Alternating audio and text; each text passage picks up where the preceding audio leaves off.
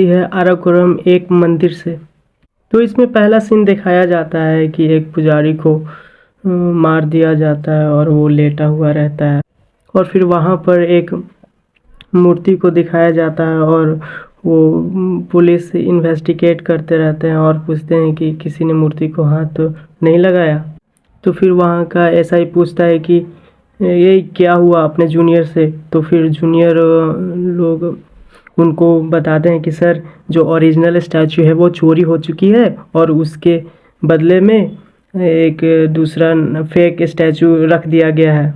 तो फिर ऐसा ही रहता है, तो वो बोलता है कि ठीक है मूर्ति को कुछ नहीं हुआ, लेकिन केस को चेंज करने लगता है और फिर वो बोलता है कि मर्डर हुआ है ऐसा एफआईआर दर्ज करो और फिर उसको केस को रफा दफा करो और शांत रहो।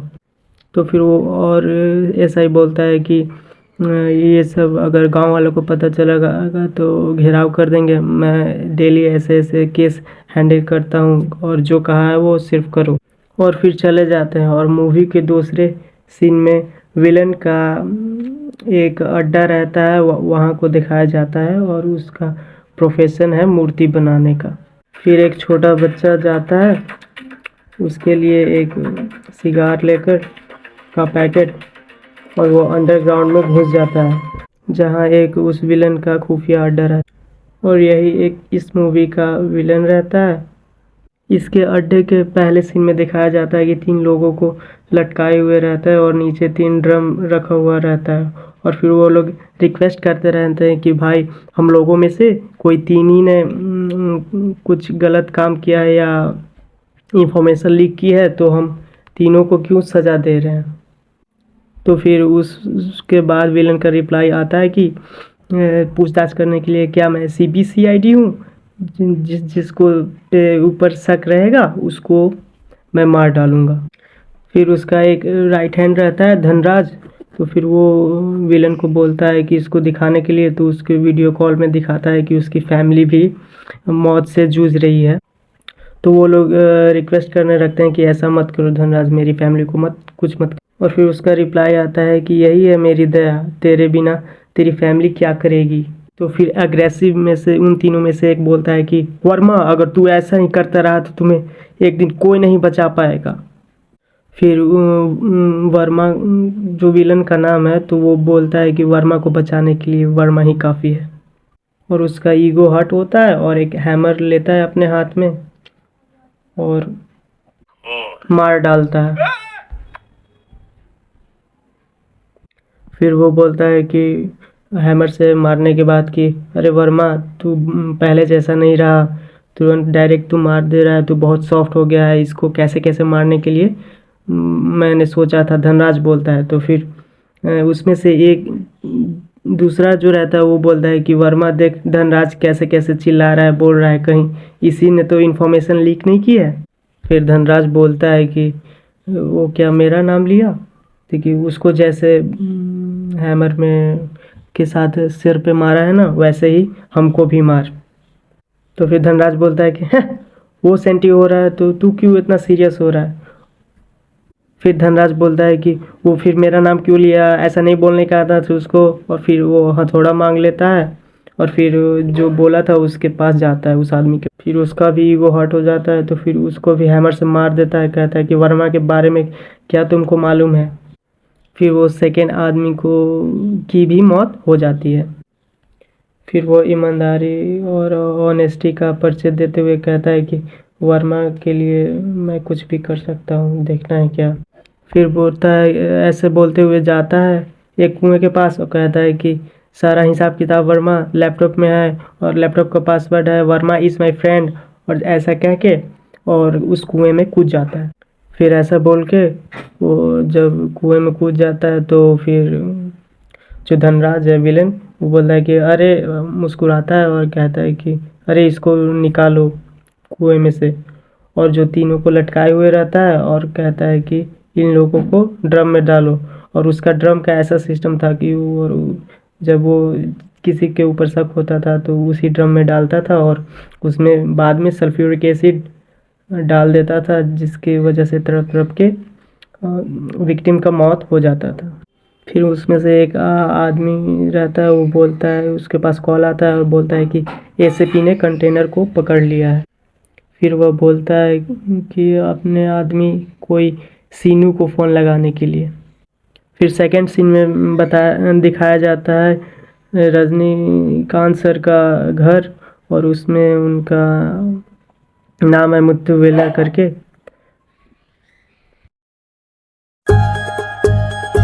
उनका पोता बोलता है कि वो 7 बजे अंदर गए थे और अभी 10 बज रहे हैं, तो घंटी बजाते ही रहेंगे क्या? फिर शूटिंग कब करेंगे? एक्चुअली उनके पोते का एक यूट्यूब का चैनल है, उसी को रिकॉर्ड करने के लिए वो बोलता है। और वो बोलते हैं कि एक यूट्यूब चैनल चलाना कितना मुश्किल है, पता है आपको? फिर उसकी मम्मी बोलती है कि ऋतिक, मैं कर दूंगी। तो फिर वो मना कर देता है, ऋतिक मना कर देता है, कहता है कि आप तो रहने ही दो, कि सिर्फ आप कपड़े सुखाओ, और 2-4 फोटो दिखाने लगते हैं वो ऋतिक। और फिर बोलता है कि ये देखो। तो फिर उसकी दादी भी नहीं पहचान पाती ये कौन है, देखी। तब फिर बोलता है कि मैं तो नहीं पहचान पा रहा हूँ अपना फ़ोटो, तो आप कैसे पहचानोगे? और फिर बोलता है ऋतिक कि अगर वो अभी बाहर नहीं आए ना, तो मैं रोना शुरू कर दूंगा, और रोते रोते पूरा 1 घंटा रोऊंगा और सबके सर में दर्द कर दूंगा। और फिर दादी उसकी मना करती है, बोलती है कि रुक रुक रुक ऋतिक रुक। फिर एंट्री होती है हमारे सुपरस्टार का, रजनी सर का, और फिर उनका नाम इसमें है, मुत्तुवेला है। फिर वो रजनीकांत सर हैं जो फिर बोलते हैं कि पूजा करते समय दरवाज़ा मत खटखटाया करो, कितनी बार बोला हूँ। तो फिर उनकी वाइफ बोलती है कि आपने बोला था ना कि पूजा करके वीडियो बनाएंगे, और अभी तक आपने नहीं बनाया है। और वो नाराज़ होकर बाहर बैठा हुआ है कि जाइए देखिए उसको। और फिर वो अपने पोते को बटरिंग करते हुए बोलते हैं कि सर कहाँ गए? तो कि सर आप यहाँ हैं, सॉरी सर आप यहाँ पर हैं, हम थोड़ा सा लेट हो गए हैं। तो फिर उनका पोता बोलता है कि हाँ, आए लेट हैं, और सर सर का के बटरिंग कर रहे हैं।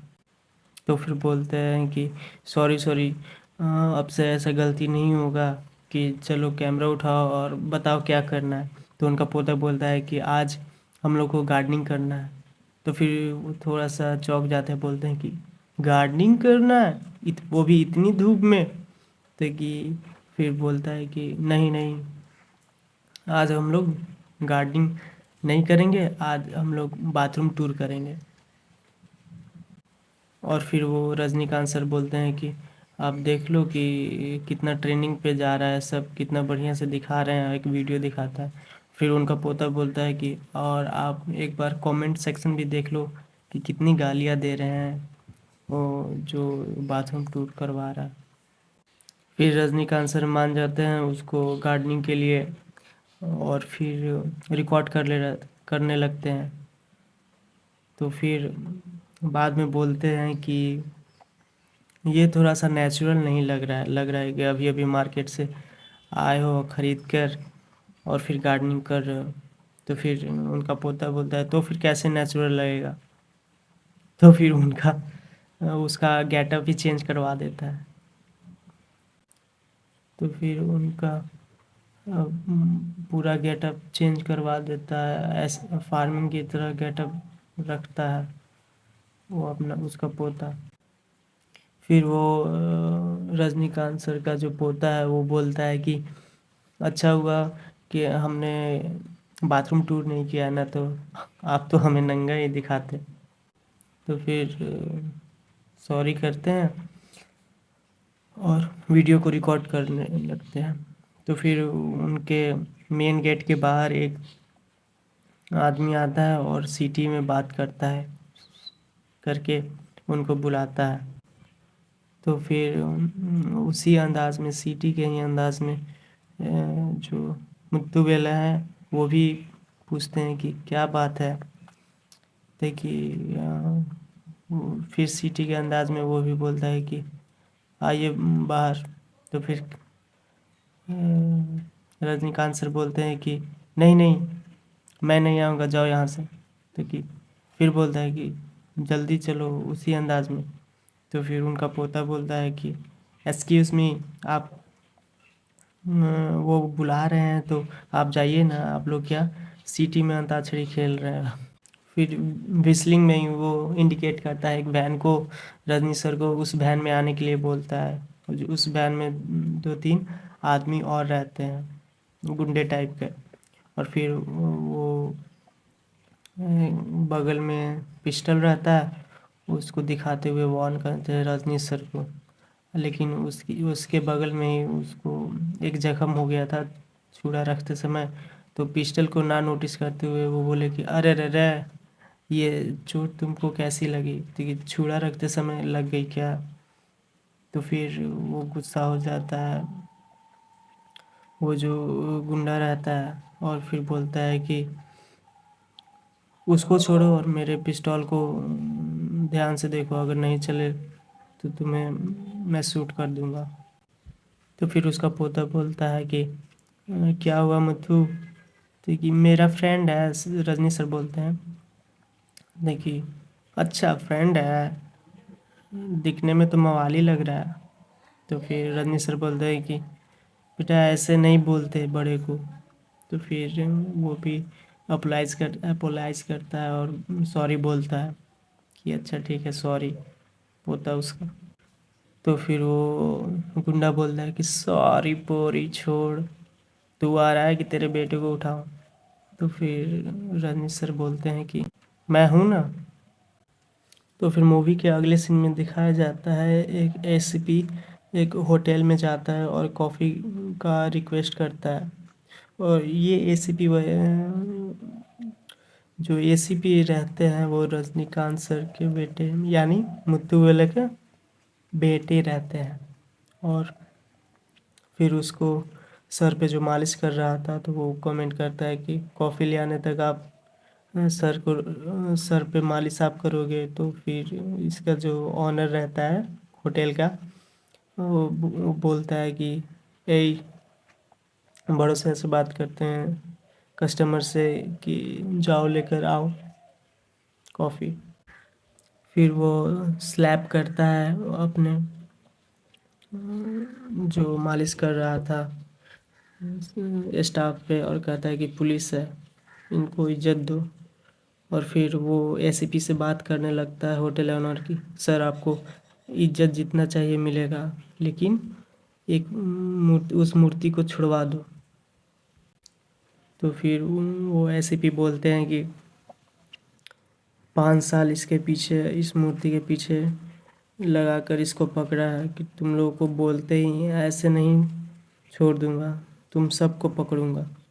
फिर वो ऑनर रहता है जो होटल का, वो बोलता है कि आप देख लो ना सर, कितनी बड़ी नेटवर्क है इसके पीछे, क्यों बेकार में आप अपना टाइम वेस्ट कर रहे हो। और तो फिर एसीपी वार्निंग देता है कि अगर आप सच बोलोगे तो छोड़ दूंगा, नहीं तो तेरे सामने मारते हुए घसीट कर पुलिस स्टेशन लेकर जाऊंगा। तो फिर बोलता है कि जो उसका स्टाफ रहता है उसे बोलता है कि अरे ये तो हमें डरा रहा है, तो कि एसीपी हमको डराने के बदले कुछ बोले। तो फिर वो बोलता है कि हाँ। तो फिर वो रिक्वेस्ट नहीं, वार्निंग देता है कि तुम अपने उस मूर्ति को छोड़ दो और अपने बाप को ले जाओ, क्योंकि उसका बाप उसी के कब्ज़े में रहता है। तो फिर एसीपी बोलता है कि क्या पापा को? वो शौक हो जाता है, फिर बोलता है कि बिल्लू छोड़ छोड़ के शेर को पूछ पकड़ते सुना था, बट तुमने तो डायनासोर को ही पकड़ लिया है, डायनासोर का पूछ ही पकड़ लिया है। तो फिर ऑनर बोलता है हाँ ऐसा क्या? तो फिर बोलता है जो होटल का ऑनर रहता है कि डायनासोर के हाथ काट के तुमको दिखाऊं क्या? तो फिर वो कॉल करता है अपने गुंडे लोग के पास कि मदन मदन राम रहता है एक गुंडे का। तो फिर वो बोलता है कि एक हाथ काट के फ़ोटो भेज। तो फिर और दूसरे को बोलता है कि वेल को फ़ोन देता है कि तेल निकल चुका है, वो 2 घंटे बाद उठेगा। तो फिर बोलता है कि तुम कौन बोल रहा है। तो फिर वो रजनीकांत सर ही रहते हैं, बोलते हैं कि डायनासोर बोल रहा हूँ। और फिर वार्निंग देते हुए बोलता है कि बाप ऐसा है, बेटे को मत बताओ और चुपचाप बगल वाले कमरे में आकर बात करो। तो फिर वो बोलता है कि सर, चोर पुलिस आप आपस में खेल लो, ये फैमिली को बीच में क्यों ला रहे हो, ये बहुत अननेसेसरी है। देखो ना। और कहते हैं कि और ऐसा बोलो कि पापा डर गए हैं, ऐसा मेरे बेटे को बोलो। फिर ऐसे भी बोलता है कि क्या पापा यही बोले ना कि बेटा को मत बताना, पापा ऐसा है, मालूम पड़ेगा तो बेटा डर जाएगा।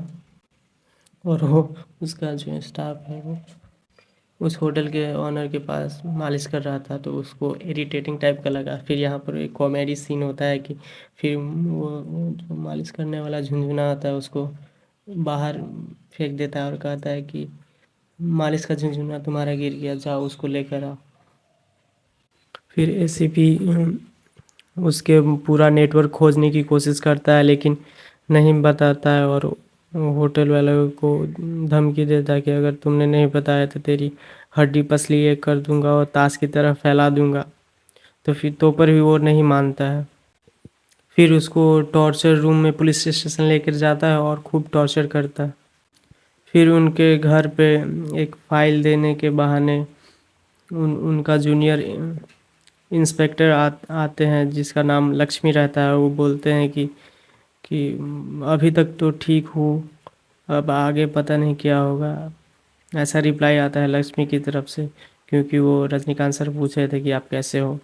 फिर वो बोलते हैं कि सर, आप हमारे सर को कुछ बोलिए ना कि कहीं चूहा पकड़ने के चक्कर में कोई पीछे भूत ना पड़ जाए, कि मामला बहुत कॉम्प्लिकेटेड है और ये मान नहीं रहे हैं।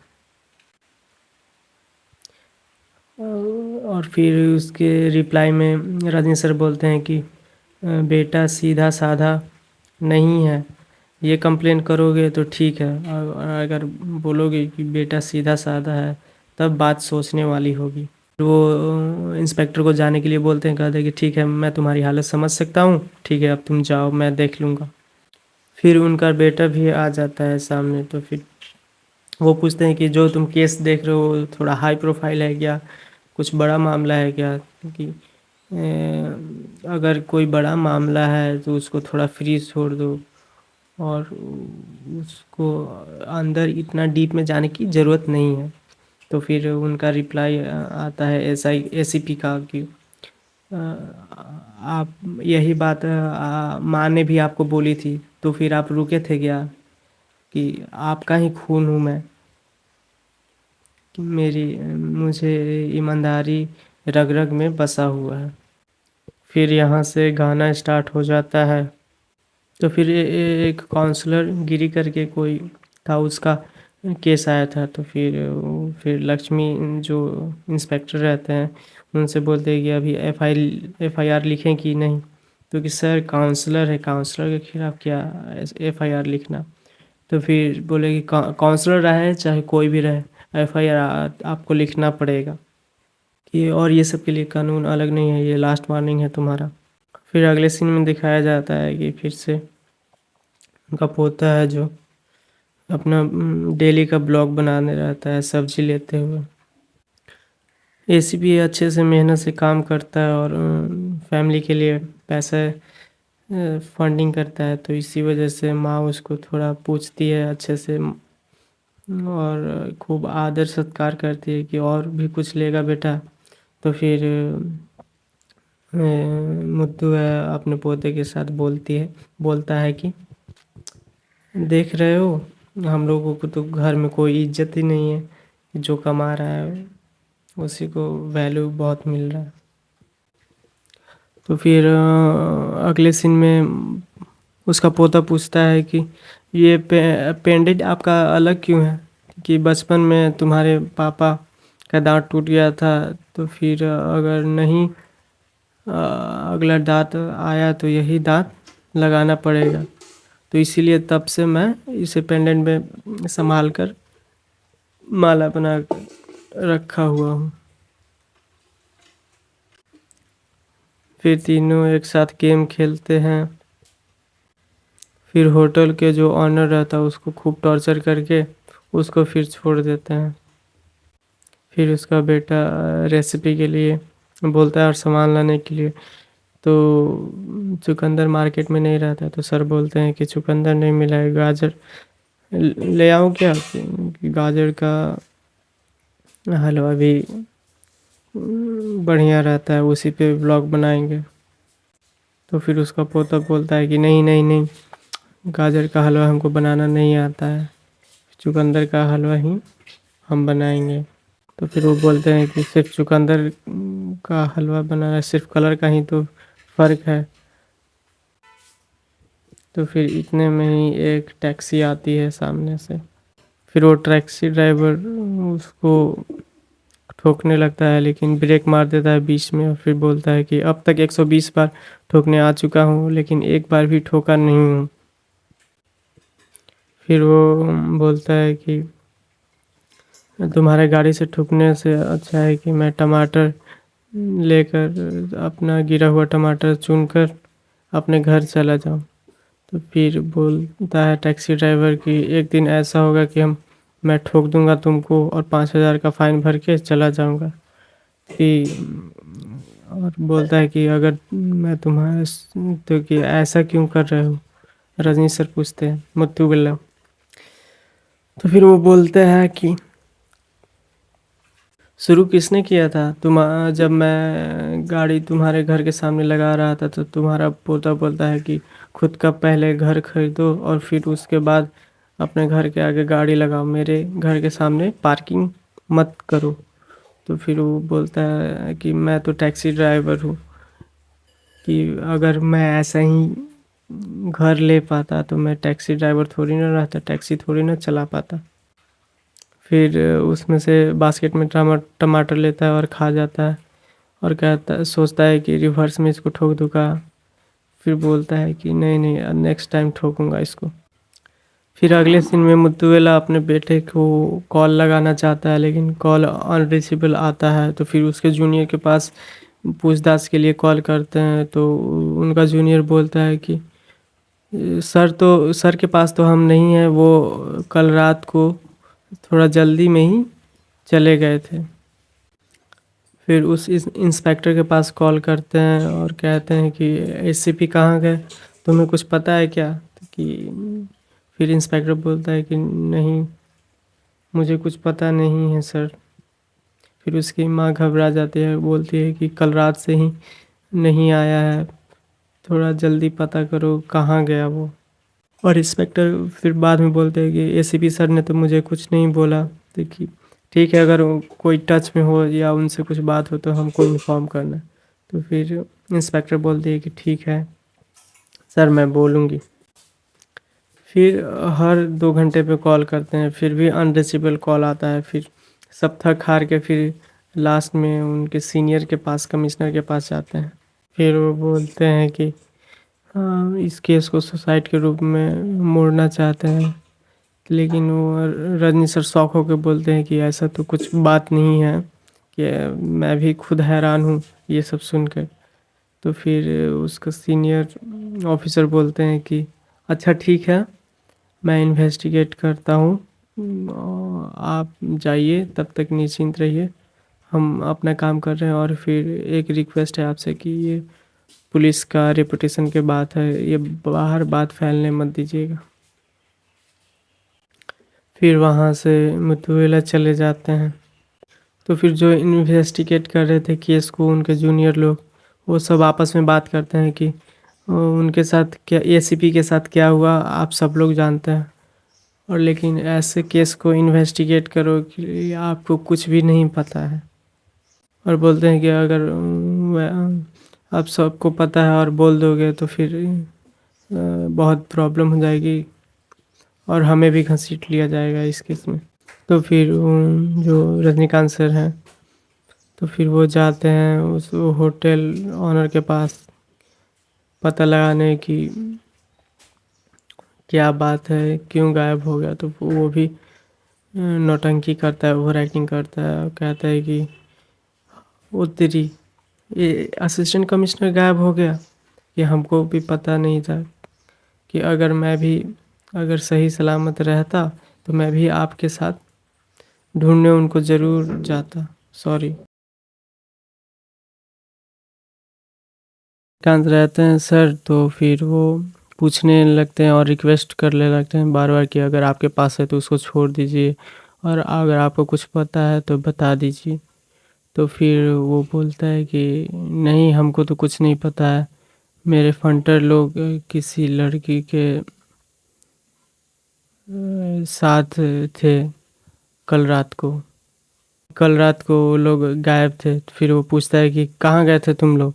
फिर उसमें से एक उसका आदमी रहता है, वो बोलता है कि सर मैं मल्लिका के साथ पिक्चर गया। फिर दूसरा आदमी बोलता है कि झूठ बोल रहा है भाई, पक्का इसने ही कुछ किया है, क्योंकि मल्लिका तो मेरे साथ थी कल रात को। फिर वो होटल का ऑनर बोलता है कि चिंता मत करो सर, हम लोग ढूंढ लेंगे, इन दोनों में से कौन सा मल्लिका के साथ था ये भी पता लगा लेंगे। होटल का ऑनर बोलता है कि नेक्स्ट वीक मेरे और मल्लिका के बीच में एक मीटिंग है, उसके बाद में मीटिंग ख़त्म होते ही मैं पता लगा लूँगा। फिर वहाँ उदास होकर रजनीकांत सर चले जा रहे होते हैं, तो फिर पीछे से कमेंट आता है।